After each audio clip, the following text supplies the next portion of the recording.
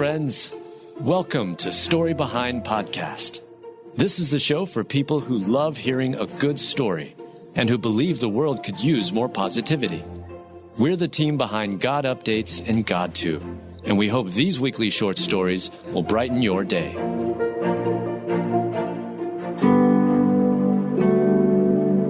Granny tricks would-be fraudsters by turning the tables on this phone call. Written by Adam Staten, read by Julie Provost. A granny tricks these would-be fraudsters in a clever way into receiving a phone call from one of them. Most people have cell phones, which they use extensively, and most of the population use their cell phones as an extension of their hand. It's become a must-have item for most people. People use their cell phones to check apps, the weather, and social media several times an hour. Occasionally, they are used to communicate with others, most of the time through a quick text message. And even sometimes, believe it or not, phones are used to call someone. Sadly, scammers still use the phone, making calls trying to obtain personal information or trick people out of cash. The elderly are often the prey of these criminals, using stories to confuse and scare them. A clip posted on social media features a woman in her 90s who received a call from someone trying to scam her. However, she did not fall into the individual's trap. Instead, she turned things around, asking them personal questions about their salvation and their beliefs. The call begins with the 92-year-old woman asking the person on the other end of the line whether they believe in God. "You believe in God, don't you?" she asked. "You believe in God?" She said she believed she would eventually be part of the rapture, so she did not need whatever the scammer was attempting to sell her. The person on the other end must have gotten frustrated with the woman's discussion of Jesus and the rapture and hung up on her. The clip ends when the woman looked down at her phone as if she has lost the connection. 1 Peter 5:8, "Be serious and keep watch. The evil one, who is against you, goes about like a lion with open mouth in search of food."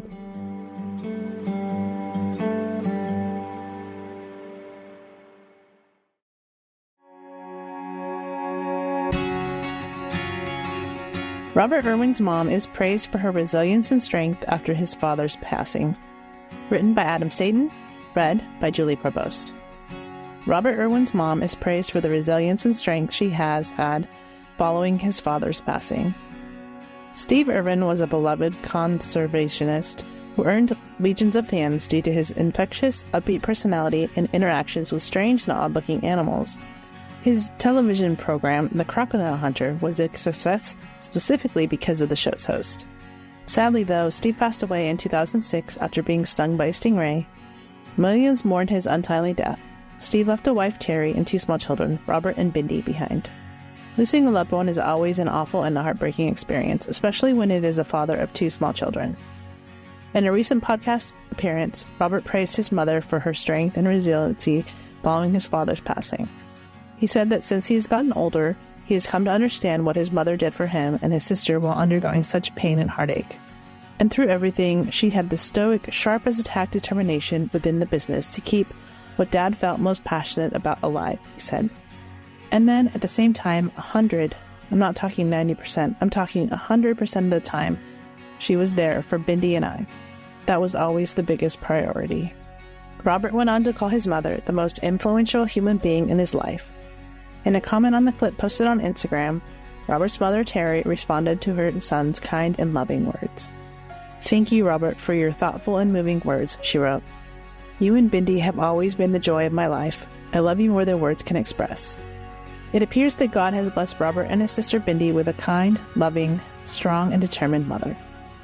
Exodus 2:1-12. "Give honor to your father and to your mother, so that your life may be long in the land which the Lord your God is giving you."